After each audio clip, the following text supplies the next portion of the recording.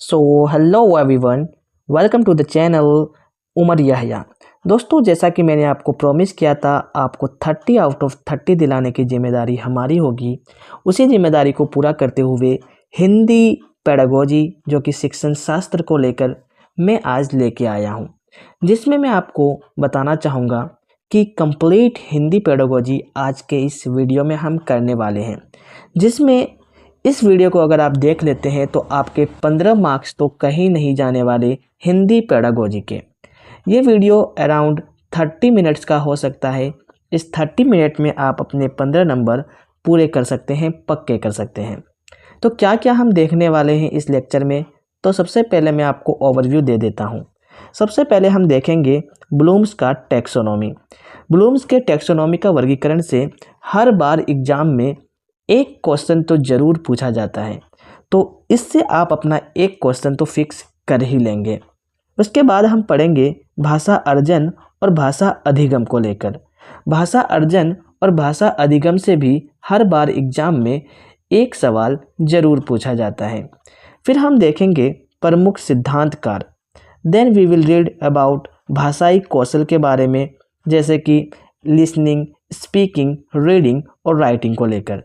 इससे भी दो क्वेश्चन से 3 क्वेश्चन भाषा प्रमुख सिद्धांतकार से पूछे जाते हैं और एनईपी 2020 से आपके 3 से 4 क्वेश्चन डायरेक्ट एग्जाम में पूछे जाते हैं। इसको भी हम आज के लेक्चर में कंप्लीट करेंगे। फिर हम कुछ अभ्यास के प्रश्न करेंगे जो कि एग्जाम्स में पूछे गए हैं, जिससे हमें आइडिया हो जाएगा कि हाँ, हम सही दिशा में पढ़ रहे हैं और हमारे एग्ज़ाम में 15 में से 15 नंबर आने के चांसेस बने रहेंगे। तो चलिए शुरू करते हैं आज के इस लेक्चर को। सबसे पहले हम पढ़ते हैं ब्लूम्स टैक्सोनॉमी का, जो कि उन्होंने वर्गीकरण दिया था। इन्होंने बताया था कि इन्होंने 3 चीज़ें बताई थी ब्लूम्स टैक्सोनॉमी ने। उन्होंने डोमेन में चीज़ों को डिवाइड किया था। सबसे पहले था कॉग्निटिव डोमेन, फिर था आपका अफेक्टिव डोमेन और तीसरा था साइकोमोटर डोमेन। तो ये दोनों तो ज़्यादा इम्पोर्टेंट हमारे लिए नहीं है सीटेट के पॉइंट ऑफ व्यू से, लेकिन कॉग्निटिव डोमेन में उन्होंने कुछ स्टेजेस, कुछ चीज़ें बताई थी। इन चीज़ों को हमें याद रखना काफ़ी इम्पोर्टेंट है। तो सबसे पहले उन्होंने बताया था कि बच्चे जो होते हैं या फिर कोई भी आदमी या फिर कोई भी शख्स किसी भी चीज़ को जब सीखता है तो सबसे पहले वो क्या करता है, चीज़ों को याद करता है, रिमेम्बरिंग करता है। याद करने के बाद वो चीज़ों को समझने लगता है, चीज़ों को समझता है। चीज़ों को समझने के बाद वो अपने डेली लाइफ में उसको क्या करता है, अप्लाई करने की कोशिश करता है।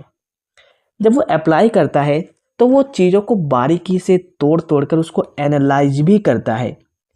जैसे कि आप भी अभी मेरे इस लेक्चर को देख रहे हैं, तो आप क्या करेंगे, पहले इसको पढ़ेंगे, याद करेंगे चीज़ों को कि ब्लूम्स टैक्सोनॉमी ने जो कॉग्निटिव डोमेन से रिलेटेड 6 स्टेजेस बताई थी, 6 चीज़ें बताई थी। तो उसे आप पहले याद करेंगे कि सबसे पहली स्टेज जो थी वो रिमेम्बरिंग की थी, दूसरी स्टेज जो थी आपकी वो अंडरस्टैंडिंग की थी, तीसरी स्टेज जो थी वो आपको अप्लाई करने की थी, चौथी स्टेज जो उन्होंने बताई वो एनालाइज करने की, चीज़ों को बारीक बारीक से तोड़कर तब समझना, फिर उसका मूल्यांकन करना, इवैल्यूएशन। फिर लास्ट में आपका है छठा क्रिएटिंग, फिर से हमें कोई नई चीज़ क्रिएट करना।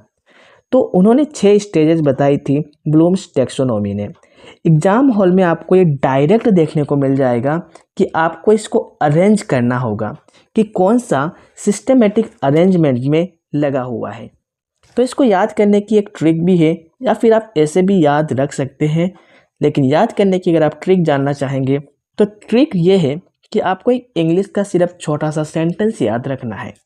सेंटेंस है वो are you able at every class.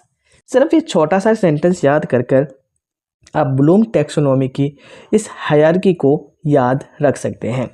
Are से होगा रिमेम्बरिंग, यू से होगा अंडरस्टैंडिंग, ए से होगा अप्लाइंग और दूसरा ए से आपका होगा एनालाइजिंग, ई से होगा एवरी का इवेल्युएटिंग और सी से होगा क्रिएटिंग। तो इस तरह से हम ब्लूम्स टैक्सोनॉमी का जो ये हायरार्की है उसको हम याद रख सकते हैं। अब देखो, ब्लूम्स टैक्सोनॉमी कहते हैं कि वो 2001 में ब्लूम्स टैक्सोनॉमी संशोधित होता है, इसको मॉडिफिकेशन करते हैं। इसमें जो क्रिएटिंग, ये जो आपको क्रिएटिंग दिख रहा है ना, इसको सबसे ऊपर रखा जाता है। और इसे उन्होंने क्या कहा था कि ये जो है आपका हायर ऑर्डर थिंकिंग स्किल दर्शाता है। ये क्रिएटिंग जो है हॉट्स, एक होता है हॉट्स, एक होता है loads, lower order thinking skills, और एक होता है हायर ऑर्डर थिंकिंग स्किल्स। जो आपका क्रिएटिंग जो है ये दर्शाता है हायर ऑर्डर थिंकिंग स्किल को, हॉट्स को दर्शाता है। और ये जो चीज़ें हैं तीनों, ये दर्शाते हैं लोड्स को, लोअर ऑर्डर थिंकिंग स्किल। और ये तीनों चीज़ें दर्शाती हैं हॉट्स को। और जो सबसे ऊपर वाला जो क्रिएटिंग है, ये सबसे ज़्यादा आपका मायने रखता है। एग्जाम में पूछा जाता है कि क्रिएटिंग जो है हायर ऑर्डर थिंकिंग स्किल है या फिर लोअर ऑर्डर थिंकिंग स्किल है। तो ये तो था ब्लूम्स टैक्सोनॉमी का वर्गीकरण जो हमने समझ लिया। इसको याद करने की मैंने आपको ट्रिक भी बता दी है कि आप इस ट्रिक से भी याद रख सकते हैं, अगर आप चाहें तो ऐसे भी याद रख सकते हैं। सबसे पहला स्टेज है रिमेंबरिंग, सबसे नीचे होगा, सबसे लोवेस्ट लेवल की लर्निंग होती है। उसके बाद होती है अंडरस्टैंडिंग, उसके बाद होती है अप्लाइंग, उसके बाद होती है एनालाइजिंग, उसके बाद है इवेल्युएटिंग, एंड लास्ट में है क्रिएटिंग। चलिए अब हम चलते हैं दूसरे भाषा अर्जन और भाषा अधिगम की ओर। तो उससे तो हमारा एक क्वेश्चन बनेगा जो कि मैंने आपको बता दिया, आपको वो चीज़ें याद रखनी है। अब भाषा अर्जन और भाषा अधिगम हिंदी पेडागोजी का सबसे इम्पोर्टेंट टॉपिक। इससे आपके 2 से 3 क्वेश्चन तो आराम से एग्जाम में हर शिफ्ट में या फिर हर दिन आपको देखने को मिलेंगे। भाषा अर्जन, जब हम अर्जन की बात करते हैं और भाषा अधिगम, इन दोनों में क्या अंतर है? चलिए सबसे पहले हम अंतर देखते हैं। जब भी हम अर्जन की बात करते हैं या एक्विजिशन की बात करते हैं, इसका मतलब होता है कि भाषा को हम नेचुरली सीख रहे हैं, बिना सबकॉन्शियस माइंड के। यानी सबकॉन्शियस माइंड में हमारी चीज़ें अपने आप आती रहती है, हमें कॉन्शियस होने की ज़रूरत नहीं होती। जैसे आपने अपनी मदर टंग सीखी होगी, या फिर आप सुरजापुरी बोलते होंगे, या फिर आप हिंदी बोलते होंगे, हिंदी भाषी क्षेत्र होंगे तो, या फिर मराठी बोलते होंगे, या फिर मैथिली बोल रहे होंगे। तो आपने जो ये भाषा सीखी, इसके लिए आपको कोई ग्रामर या फिर किसी मेहनत करने की ज़रूरत नहीं पड़ी थी। क्या मेहनत करने की ज़रूरत पड़ी थी क्या? नहीं। आप जैसे जैसे बड़े होते गए, आप खुद ब खुद चीज़ों को सीखते गए।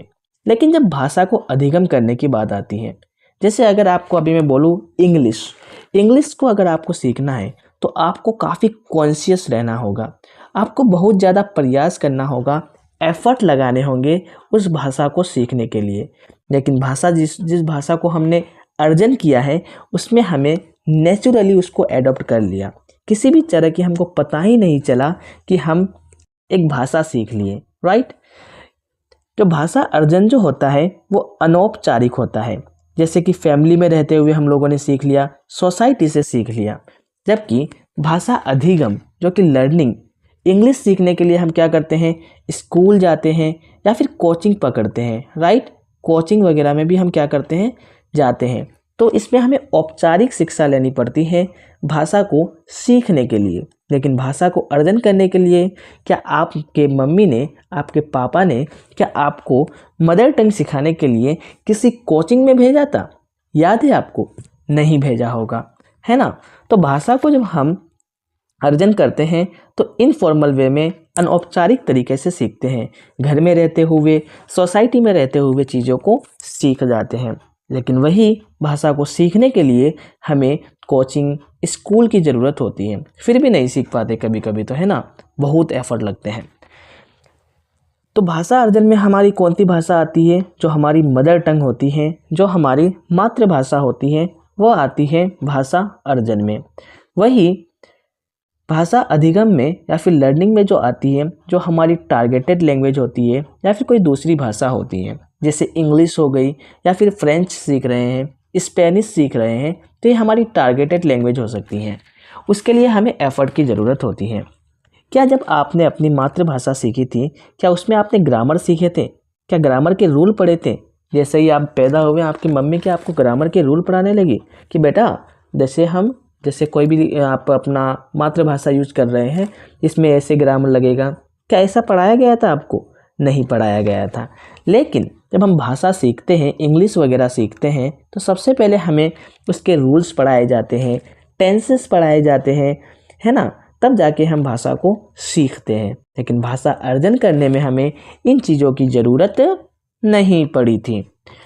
सबसे पहला, सबसे इम्पोर्टेंट जो इसमें बात होती है भाषा अर्जन और भाषा अधिगम को लेकर, कि भाषा अर्जन जो है ना और अधिगम में जो मुख्य अंतर होता है वो परिवेश का होता है।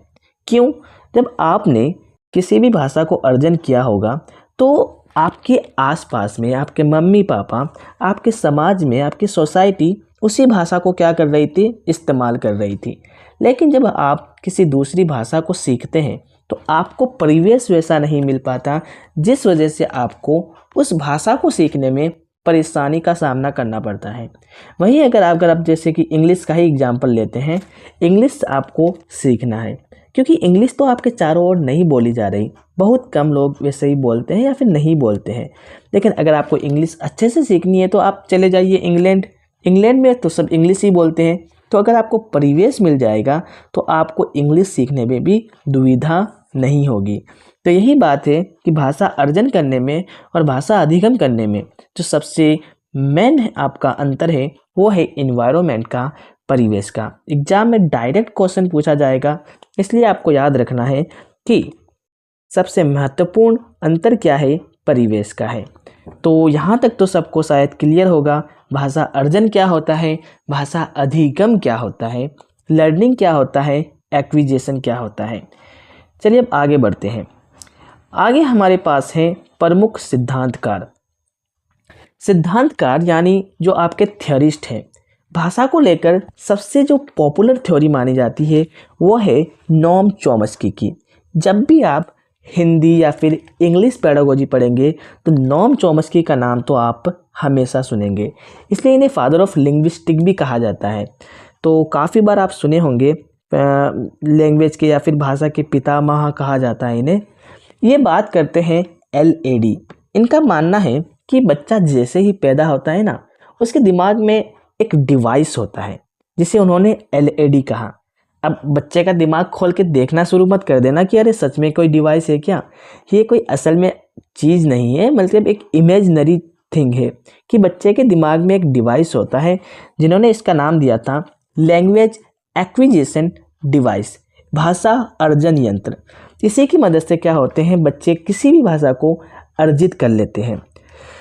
और इन्होंने कहा था कि जितनी भी लैंग्वेज है ना, सबका एक यूनिवर्सल ग्रामर होता है, सार्वभौमिक व्याकरण होता है। ग्रामर कभी चेंज नहीं होता। जैसे इंग्लिश में हम बोलते हैं वी गो, तो वी हमारा सब्जेक्ट, गो हमारा क्या है? वर्ब। तो इसको हम बोलते हैं हम जाते हैं। तो देखो, हम जाते हैं, जाना हमारा वर्ब हो गया, हम हमारा सब्जेक्ट हो गया। किसी भी लैंग्वेज में व्याकरण जो होता है वो यूनिवर्सल होता है, सार्वभौमिक होता है। तो इसकी भी बात नोम चॉम्स्की ही करते हैं। नोम चॉम्स्की कहते हैं कि बच्चे में जो भाषा सीखने की तो क्षमता होती है वो जन्मजात होती है। बच्चा पैदा होने के साथ ही भाषा सीखने की क्षमता लेकर पैदा होता है, समझे ना। और इनका मानना था कि भाषा जो सबसे ज़्यादा बच्चा सीखता है ना, 5 साल की उम्र तक बच्चे में भाषा का विकास सबसे ज़्यादा होता है। जितनी भी चीज़ें मैं अपने मुंह से बोल रहा हूँ या फिर यहाँ पर लिख रहा हूँ, सभी के सभी चीज़ें इम्पोर्टेंट है और ये सभी के सभी चीज़ें एग्ज़ाम के क्वेश्चन से, वही मैं यहाँ पर लिख रहा हूँ। तो नोम चॉम्स्की के बारे में हमें याद रखना है कि नोम चॉम्स्की LAD के बारे में जिक्र करते हैं, लैंग्वेज एक्विजिशन डिवाइस के बारे में, और सार्वभौमिक ग्रामर की बात भी आपके नोम चॉम्स्की ने ही बताई है। और नोम चॉम्स्की का मानना है कि बच्चे जो भाषा सीखते हैं वो जन्मजात उनके अंदर क्षमता होती हैं, पैदा होने के साथ ही वो भाषा सीखने की कौशल को भी लेकर आते हैं। और 5 साल तक बच्चों में सबसे ज़्यादा भाषा का विकास होता है। अब बात करते हैं लेव वाइगोस्की की। लेव वाइगोस्की की आपने थ्योरी पढ़ी होगी, सोशियो कल्चरल थ्योरी, भाषाई सामाजिक सांस्कृतिक सिद्धांत। इनमें वो कहते हैं कि बच्चे जो होते हैं कैसे सीखते हैं? सामाजिक अंतःक्रिया के जरिए, सोशल इंटरेक्शंस के जरिए बच्चे भाषा को सीखते हैं। उनका मानना था कि भाषा जो है समाज में बातचीत से ही सीखी जाती है। कई हद तक ये भी ठीक ही लगता है हमें कि अगर हम बातचीत करेंगे, समाज में इंटरेक्शन करेंगे, तभी हम भाषा को सीख सकते हैं। ये इनका कहना था लेव वाइगोस्की का। लेकिन नोम चॉम्स्की बिल्कुल इसके विपरीत थे कि बच्चों में भाषा सीखने की क्षमता जन्मजात होती है। ओके, इसके बाद बात करते हैं B.F. स्किनर। स्किनर साहब एक बिहेवियरिस्ट थे। उनका मानना था कि बच्चे जो हैं भाषा को जो है वो इमिटेट करके, अनुकरण करके सीखते हैं और रेनफोर्समेंट के जरिए सीखते हैं। यानी बच्चे जो हैं बड़ों की नकल करते हैं या अपने आसपास के लोगों की नकल करके भाषा को सीखते हैं। उनका मानना था कि भाषा जो है नकल यानी इमिटेट और अभ्यास ड्रिल से ही सीखी जा सकती है या फिर सीखी जाती है। बच्चे चीज़ों को रिपीट करते हैं जो हम बोलते हैं। तो उनका मानना ये था अगर आप किसी भी भाषा को सीखना चाहते हैं तो आप नकल और अभ्यास के जरिए उस भाषा को सीख सकते हैं, अकॉर्डिंग टू B.F. स्किनर। तो क्या क्या हमें पता चला? नोम चॉम्स्की कहते हैं भाषा जो है बच्चों के अंदर जन्मजात होती है, जबकि लेव वाइगोस्की कहते हैं कि भाषा जो है सोशल इंटरेक्शन, सामाजिक अंतःक्रिया के जरिए सीखी जाती है। वहीं B.F. स्किनर जो कहते हैं कि भाषा जो है अनुकरण करके, इमिटेशन करके और अभ्यास करके सीखा जाता है। तीनों चीज़ें आपको याद रखनी है, काफ़ी आसान है। एक दो बार आप इस लेक्चर को ज़रूर देखें। एग्ज़ाम से पहले आपके 15 आउट ऑफ 15 आने से कोई नहीं रोक सकता। हिंदी पेडागोजी में जीन पियाजे की बात करें तो जीन पियाजे भी भाषा को लेकर अपना पॉइंट ऑफ व्यू रखते हैं। तो आप जैसे को सबको पता है जीन पियाजे ने कॉग्निटिव डेवलपमेंट थ्योरी पेश किया था। कॉग्निटिव डेवलपमेंट थ्योरी में उन्होंने कहा था कि जो विचार जो है ना, जो बच्चे के जो विचार होते हैं भाषा से पहले आते हैं, तब जाके वो भाषा के जरिए अपने विचारों को व्यक्त करता है। तो ये उनका मानना था, विचार जो है भाषा से पहले आता है। लेकिन लेव वाइगोस्की कहते हैं कि भाषा पहले आती है, विचार बाद में आते हैं। जब मैं आपको लेव वाइगोस्की पढ़ाऊँगा तो मैं आपको उसमें बताऊँगा कि किस तरह से इन दोनों में मतभेद है। जीन पियाजे के अकॉर्डिंग विचार पहले आते हैं और भाषा बाद में आती है। एग्जाम में एज ए टीज लाइन उठा के आपको दे दिया जाता है। और ये बात करते हैं ईगोसेंट्रिक वाक के बारे में भी कि बच्चे अकेंद्रित स्पीच भी बातचीत खुद से करते रहते हैं और इससे भी वो भाषा सीखते हैं। तो ये थे 4 थियरिस्ट जिनसे हर बार एग्जाम में 2 से 3 क्वेश्चन देखने को मिलते हैं। चलिए अब आगे बढ़ते हैं। अब बात करते हैं हम भाषाई कौशल की, जो कि लैंग्वेज स्किल्स की है। हमारे पास 4 लैंग्वेज स्किल्स हैं, L, S, R, W। L से होता है लिसनिंग, S से होता है स्पीकिंग, R से होता है रीडिंग और W से होता है राइटिंग। ये होती हैं भाषाई स्किल्स। अगर आप हिंदी में याद रखना चाहते हैं तो इसको याद रख सकते हैं सुबो पली। सु से सुनना, बो से बोलना, प से पढ़ना और ली से लिखना, ऐसे याद रख सकते हैं। या फिर LSRW सबसे सिंपल तरीका, इजी तरीका, मुंह में भी आपका बैठ जाएगा। LSRW लिसनिंग सबसे पहले बच्चा क्या करता है, सुनता है ना। जब बच्चा पैदा होता है चीज़ों को तो सिर्फ सुन ही रहा होता है ना। फिर जब सुनता है तब फिर बच्चा धीरे धीरे थोड़ा क्यूइंग करने लगता है, रोने लगता है, थोड़े बोलने की कोशिश करता है। बोलने के साथ साथ फिर धीरे धीरे बच्चा क्या करता है, चीज़ों को पढ़ना शुरू करता है। फिर पढ़ते पढ़ते बच्चा लिखना भी शुरू करता है।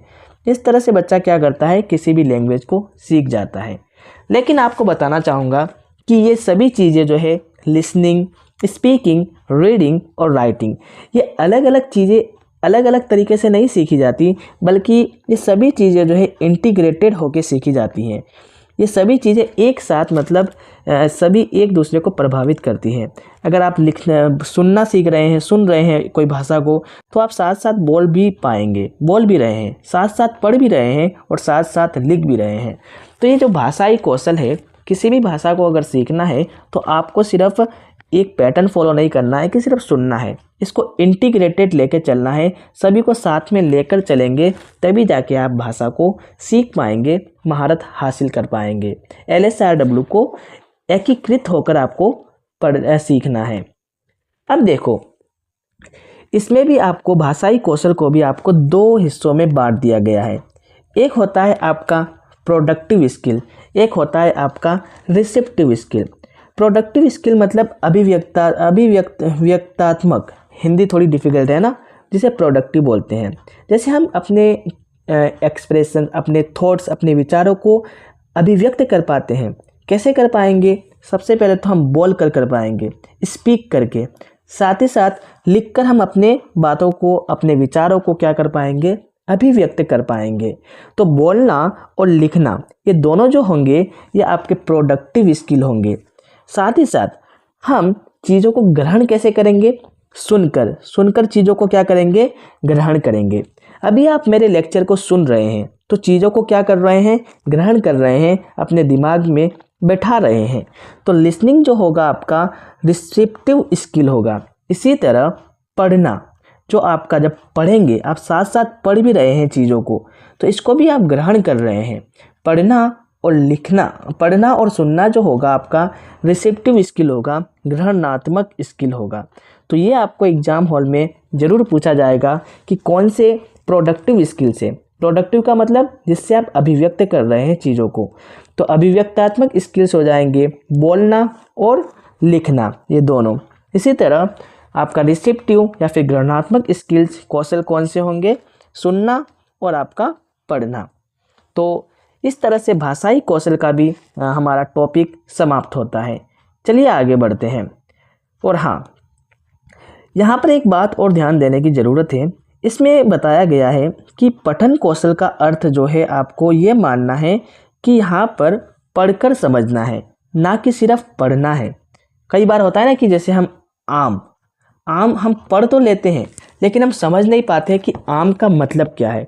अगर आप इसका मीनिंग नहीं समझ पा रहे हैं तो इसका मतलब यह नहीं हुआ कि आपके अंदर इस रीडिंग स्किल आ गई। जब आप आम को पढ़कर समझ पाते हैं कि आम एक फ्रूट होता है, फल होता है, तब आपके अंदर क्या होगी कि रीडिंग स्किल आपके अंदर आ चुकी है।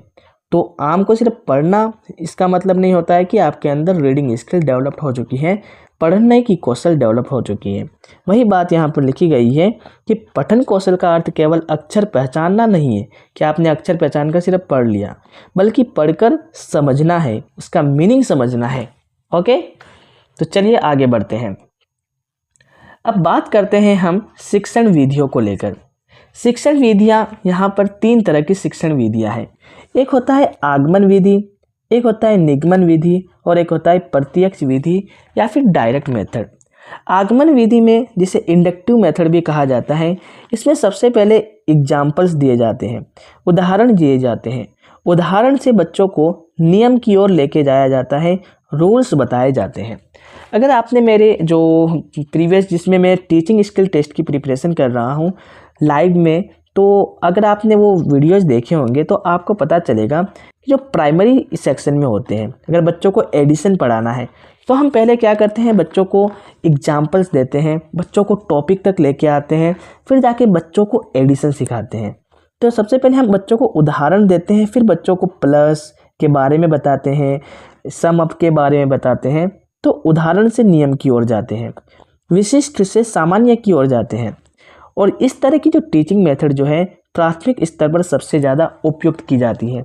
जैसा कि मैंने अभी आपको बताया, प्राथमिक स्तर पर हमें चीज़ों को इंडक्टिव मेथड की तरफ से लेके जाना पड़ता है। वहीं निगमन विधि में क्या होता है, सबसे पहले नियम बताया जाता है, फिर उदाहरण दिए जाते हैं। जैसे मैथमेटिक्स में जब हम हायर क्लास को पढ़ाते हैं तो सबसे पहले हम क्या करते हैं, बच्चों को फॉर्मूलाज बता देते हैं, जैसे a+b का होल स्क्वायर उन्हें बता दिए। इसके बाद इसके ऊपर हम क्या करते हैं, बच्चों को क्वेश्चंस कराते हैं, एग्जाम्पल देते हैं, उदाहरण कराते हैं। तो इसमें क्या होता है, सबसे पहले हम लोगों ने नियम बता दिया, फिर उसके बाद हम उसको उदाहरण बताते हैं। यानी इसमें हम पहले सामान्य से विशिष्ट की ओर बच्चों को लेकर जाते हैं। और ये जो उपयोग किया जाता है ऊंची कक्षाओं में उपयोग किया जाता है, कि ऊंची कक्षाओं में क्या होते हैं, निगमन विधि का उपयोग किया जाता है। बच्चों को पहले क्या बताया जाता है, आपका रूल्स बता दिए जाते हैं, फिर जाके हम उसको उदाहरण की तरफ लेकर जाते हैं। डायरेक्ट मेथड में क्या होता है, जैसे आप कोई टारगेट लैंग्वेज सीख रहे हैं, जैसे आप इंग्लिश सीख रहे हैं तो इसमें क्या करेंगे हम लोग कि मातृभाषा का उपयोग करने ही नहीं दिया जाएगा। डायरेक्ट मेथड में आपको बोला जाएगा कि अगर आप इंग्लिश सीख रहे हैं तो आपको अब इंग्लिश में ही सीधी उसी भाषा में बात करनी है, उसी भाषा में बोलना है। इसीलिए तो इंग्लिश स्कूल में आप देखते हैं ना, वो लोग डायरेक्ट मेथड का यूज करते हैं इंग्लिश सिखाने के लिए, भाषा को सिखाने के लिए। इसे हम प्राकृतिक विधि भी कहते हैं, नेचुरल मेथड भी कहते हैं। तो ये होता है डायरेक्ट मेथड ऑफ टीचिंग। तो यहाँ पर हम लोगों ने 3 तरह की विधियाँ देखी, आगमन विधि, निगमन विधि और प्रत्यक्ष विधि।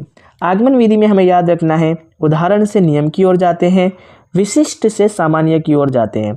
एग्जाम में काफ़ी बार पूछा जाता है कि कौन सी विधि में विशिष्ट से सामान्य की ओर जाया जाता है, तो वो होता है आगमन विधि।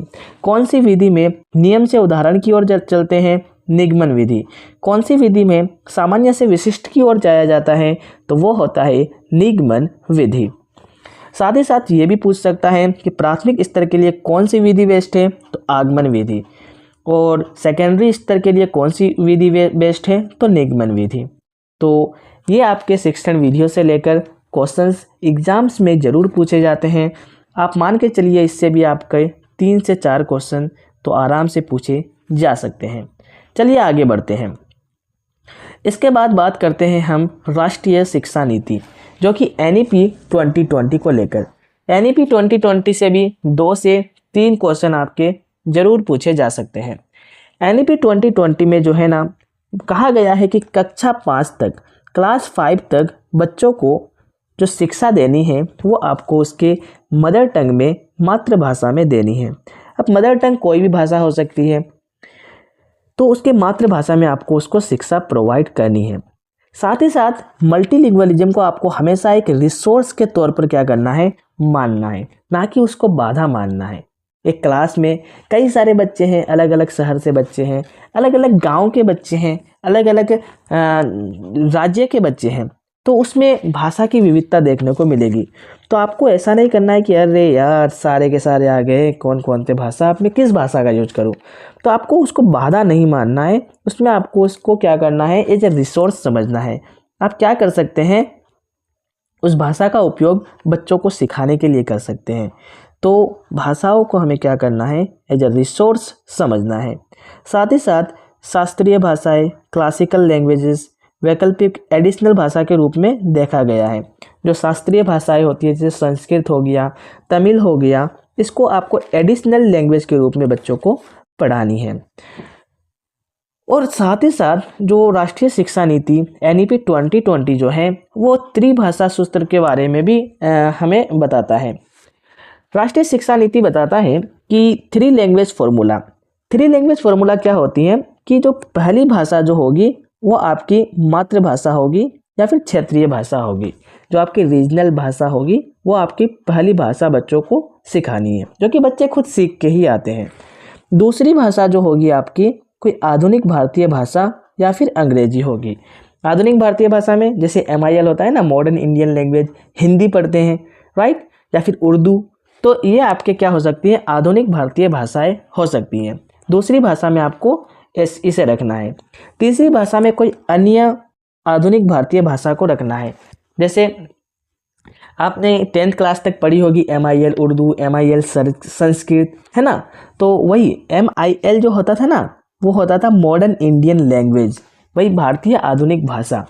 तो आप एग्ज़ाम में पढ़े, उस वक्त हमें पता नहीं था शायद, लेकिन हम लोगों ने पढ़ा है, राइट। तो 3 भाषा का सिफारिश करती है NEP 2020। पहली भाषा मातृभाषा होनी चाहिए, दूसरी भाषा आधुनिक भाषा या फिर अंग्रेजी होनी चाहिए, और तीसरी भाषा कोई आधुनिक भारतीय भाषा होनी चाहिए। ये एग्ज़ाम में आपसे ज़रूर पूछा जाएगा, इसलिए आपको इसको याद रखना कंपलसरी है। इसको भी आप याद रख सकते हैं, इसका स्क्रीनशॉट ले सकते हैं ताकि आप फ्यूचर के लिए इसको संभाल कर रख सकते हैं। अब बात करते हैं राष्ट्रीय पाठ्यचर्या NCF 2005 के बारे में। NCF 2005 में इनने 5 सिद्धांत दिए थे। उस 5 सिद्धांत को हमें सभी बच्चों को जो टीचिंग एग्ज़ाम्स की तैयारी कर रहे हैं याद रखना काफ़ी इम्पोर्टेंट होता है। सबसे पहले NCF कहता है कि बच्चों को जो है ना, रोट लर्निंग से क्या करना है, दूर करना है। बच्चों को तो रोट लर्निंग तो कराना ही नहीं है, रटंत प्रणाली से उसे मुक्त करना है।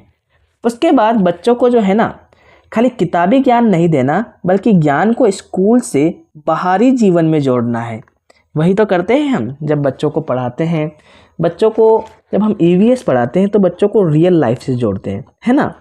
तो ये कहता है एनसीएफ 2005 कि बच्चों को रटाना नहीं है, बच्चे के ज्ञान को स्कूल के बाहरी जीवन से जोड़ना है। साथ ही साथ बच्चों में राष्ट्रीय मूल्यों के प्रति आस्थावान विद्यार्थी तैयार करना है। मतलब बच्चों को एक गुड सिटीजन बनाना है, एक अच्छा सिटीजन बनाना है। एक ऐसा सिटीजन नहीं बनाना है कि बच्चा बाहर जब बड़ा हो जाए तो बाहर आके उदंग मुदंग करे, गाड़ी उड़ी जलाए, वैसा नहीं बनाना है। उसे राष्ट्रीय मूल्यों के प्रति आस्थावान बनाना है। उसके बाद परीक्षा को लचीला बनाना है और कक्षा कक्ष से जोड़ना है। बच्चों को ऐसा, परीक्षा से बच्चे डरने लगते हैं, तो हमें क्या करना है, इस ऐसे एग्ज़ाम्स लेने हैं जो बच्चों को मज़ा आए वैसे करने में। परीक्षाओं को हमें लचीला बनाना है, फ्लेक्सिबल बनाना है। वही स्टैंडर्ड फार्मूला, स्टैंडर्ड तरीका यूज नहीं करना है एग्ज़ाम्स वगैरह लेने में। साथ ही साथ पाठ्यचर्या या फिर पाठ्य पुस्तक के केंद्रित ना रहे। होता है ना कि बच्चे पहले टीचर क्या होते थे, क्लास में गए, किताब खोला, किताब खोलकर सिर्फ पढ़ाना शुरू कर दिए। वैसा हमें बिल्कुल भी नहीं करना है। पाठ्यचर्या या फिर पाठ्य पुस्तक केंद्रित तो बिल्कुल भी नहीं रहना है। तो ये 5 मूल्यवान सिद्धांत हैं एनसीएफ 2005 के, जो हर स्टूडेंट्स को याद होना चाहिए। ये डायरेक्ट आपको एग्जाम्स हॉल में देखने को मिल जाएगा। इसमें से कौन सा सिद्धांत एनसीएफ से रिलेटेड नहीं है, तो इसीलिए आपको ये 5 याद रखने ज़रूरी हैं। तो वेरी वेरी इम्पोर्टेंट। इससे आपका 1 से 2 क्वेश्चन जरूर पूछा जाएगा सिर्फ इस छोटे से चीज़ से। ओके, चलिए अब आगे बढ़ते हैं। यहाँ पर आपको दिख रहा होगा उपचारात्मक शिक्षण को लेकर और अधिगम अक्षमता को लेकर। उपचारात्मक शिक्षण कैसे देना है? सबसे पहले हमें बच्चे को प्रॉब्लम को पता करना है। उसके लिए हम डायग्नोस करेंगे, निदान करेंगे, बच्चे की प्रॉब्लम को ढूंढेंगे। उसके बाद उसके लिए हम रेमेडी देंगे, उपचार देंगे, उसको रेमेडियल क्लासेस देंगे। अगर बच्चे को एडिशन में दिक्कत हो रही है तो उसके लिए हम उसको अलग से एक्स्ट्रा क्लासेस प्रोवाइड करेंगे, तो वो बोलते हैं रेमेडियल क्लासेस। फिर वापस उसको हम सामान्य क्लास में भेज देंगे, जिससे उसका क्या होगा, उसका जो अधिगम अंतराल था, लर्निंग गैप जो था, वो दूर हो जाएगा। लर्निंग गैप को दूर करने के लिए हम उपचारात्मक शिक्षण करते हैं, रेमेडियल टीचिंग करते हैं। अब बात करते हैं अधिगम अक्षमता। अधिगम अक्षमता क्या होता है? अधिगम अक्षमता से मुराद हमारा वो है कि बच्चे को पढ़ने में, लिखने में, बोलने में, कैलकुलेशन करने में अगर कठिनाई हो रही है तो वो बच्चे के अंदर अक्षमता है, अधिगम अक्षमता बोलते हैं उसे। अगर बच्चे को पढ़ने में समस्या का सामना करना पड़ रहा है तो उसे कहा जाता है डिसलेक्सिया। डिसलेक्सिया बच्चे को पढ़ने में प्रॉब्लम होगी। डिसग्राफिया बच्चों को लिखने में क्या होगी, समस्या होने वाली है। बच्चा सही से लिख नहीं पाएगा, वर्ड्स को लिख नहीं पाएगा, डी को बी लिख देगा, डी को बी लिख देगा और बी को डी लिख देगा। इसमें वो फ़र्क नहीं कर पाएगा। जब बच्चे को लिखने में समस्या हो तो उसे कहते हैं डिसग्राफिया। इसी तरह डिसकैलकुलिया, बच्चे को जब अगर बोलेंगे 4+2 क्या होता है तो 6 तो बोल देगा। वही अगर बोलेंगे 3+3 क्या होता है या 3+9 क्या होता है तो बच्चे को क्या होगा, कैलकुलेशन करने में समस्या का सामना करना पड़ता है, तो उसे कहा जाता है डिसकैलकुलिया।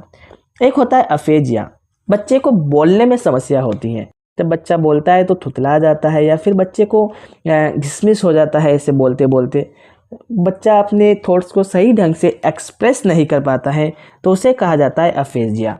अफेजिया होता है बोलने से संबंधित विकार, कैलकुलेशन से संबंधित विकार को डिसकैलकुलिया, लिखने से संबंधित विकार को डिसग्राफिया और पढ़ने से संबंधित विकार को बोलते हैं डिसलेक्सिया। चलिए आगे बढ़ते हैं। अब करते हैं हम अपना खुद का टेस्ट, यानी अभी तक हमने जितना भी चीज़ पढ़ा उसी से रिलेटेड सीटेट में पूछे गए इम्पोर्टेंट क्वेश्चंस को देख लेते हैं। तो देखते हैं कौन कितना पानी में है और कितना दूध में है। सबसे पहला जो है सिद्धांत और ब्लूम से रिलेटेड। पहला सवाल है हमारे पास, ब्लूम के संशोधित वर्गीकरण जो 2001 में संशोधित हुआ था ब्लूम का, उसका सबसे ऊंचा स्तर कौन सा था? उच्च स्तर कौन सा था? क्या वो समझना, रिमेंबर, अंडरस्टैंडिंग था? क्या वो याद करना था? नहीं। क्या वो सृजन, क्रिएटिंग था? बिल्कुल सही था। क्या वो विश्लेषण था? नहीं। तो इसका सही जवाब होगा सृजन। 2001 में इसे शीर्ष स्थान पर रखा गया था। दूसरा सवाल है हमारा, भाषा अर्जन या फिर एक्विजिशन से संबंध में क्या सत्य है? क्या भाषा ये समचेतन है? क्या ये कॉन्शियस है? नहीं। क्या कॉन्शियस होकर हम भाषा को अर्जन करते हैं? बिल्कुल नहीं। ये स्वाभाविक और अचेतन है, यानी ये जो है आपका नेचुरल और सब कॉन्शियस तरीके से हम इस भाषा को अर्जित कर लेते हैं। अपनी मदर टंग को हुआ, कोई रीजनल लैंग्वेज को हुआ। क्या इसमें नियम रटे जाते हैं? नहीं रटे जाते हैं। नियम तो हमें भाषा अधिगम में रटने पड़ते हैं। भाषा अर्जन यंत्र एलएडी की अवधारणा किसने पेश की थी? क्या वाइगोस्की ने? नहीं। क्या पियाजे ने? नहीं। नॉम चॉम्स्की ने पेश किया था एलएडी, लैंग्वेज एक्विजिशन डिवाइस के बारे में बताया था, जो कि जन्मजात क्षमता होती है। तो सही जवाब होगा नॉम चॉम्स्की। चलते हैं अगले क्वेश्चन की ओर, कौशल और विधियों से रिलेटेड क्वेश्चन है हमारा, प्राथमिक स्तर पर व्याकरण पढ़ाने की सबसे उपयुक्त विधि कौन सी होगी? तो प्राथमिक स्तर पर अगर हमें व्याकरण पढ़ाना है तो बच्चों को हम क्या करेंगे? उदाहरण से क्या करेंगे? नियम की तरफ लेके जाएंगे। तो उदाहरण से जब नियम की तरफ लेके जाएंगे तो उसे बोलते हैं आगमन विधि, इंडक्टिव मेथड्स। प्राइमरी स्तर पे हम लोग इंडक्टिव मेथड का इस्तेमाल करेंगे, उदाहरण से नियम की ओर लेके जाएंगे।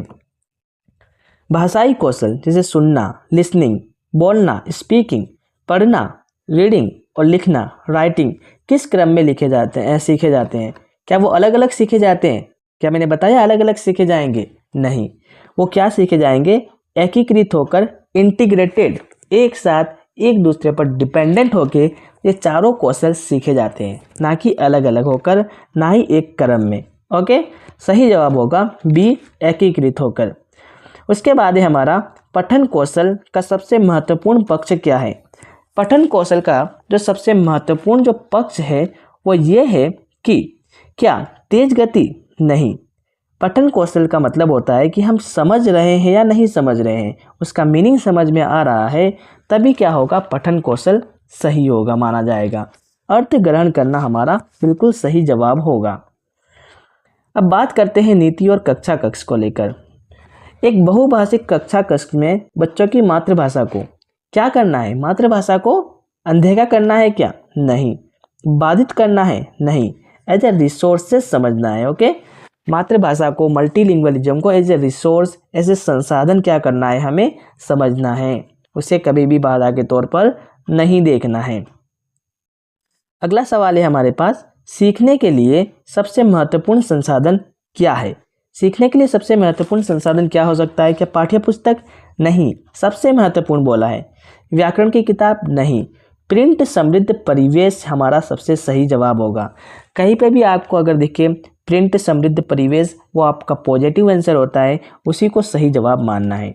तो सीखने का सबसे महत्वपूर्ण संसाधन है हमारे पास प्रिंट संबंधित क्या? परिवेश। अगला सवाल है हमारे पास निदान और विकार को लेकर। निदान, एक बच्चा बी और डी में अंतर नहीं कर पाता और उल्टा लिखता है। लिखने में बच्चे को प्रॉब्लम आ रही है, लिखने से प्रॉब्लम को, लिखने वाली अक्षमता को क्या कहते हैं? डिस्ग्राफिया कहते हैं। तो डिस्ग्राफिया हमारा बिल्कुल सही जवाब होगा, डिस्ग्राफिया। अगला सवाल है हमारे पास, उपचारात्मक शिक्षण, रेमिडियल टीचिंग किसे दिया जाता है?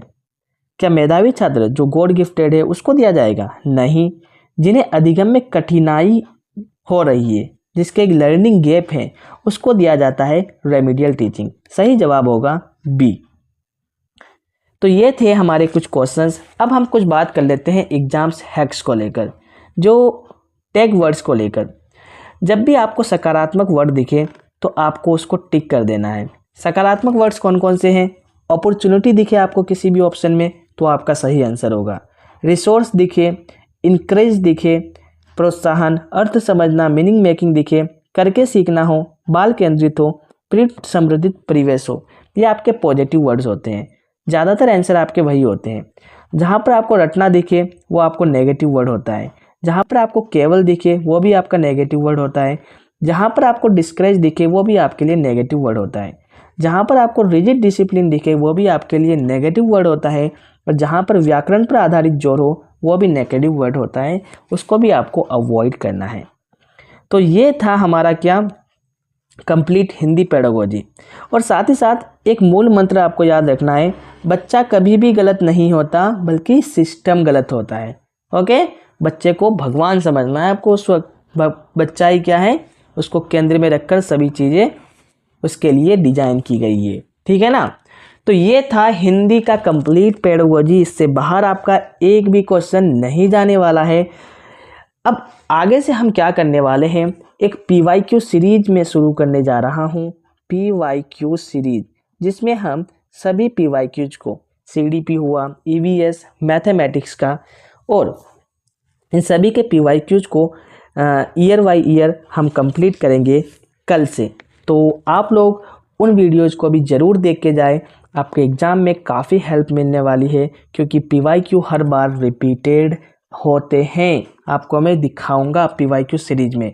तो आज के लिए इतना ही, फिर मिलते हैं अगली वीडियो में, तब तक के लिए जय हिंद, take care and bye bye.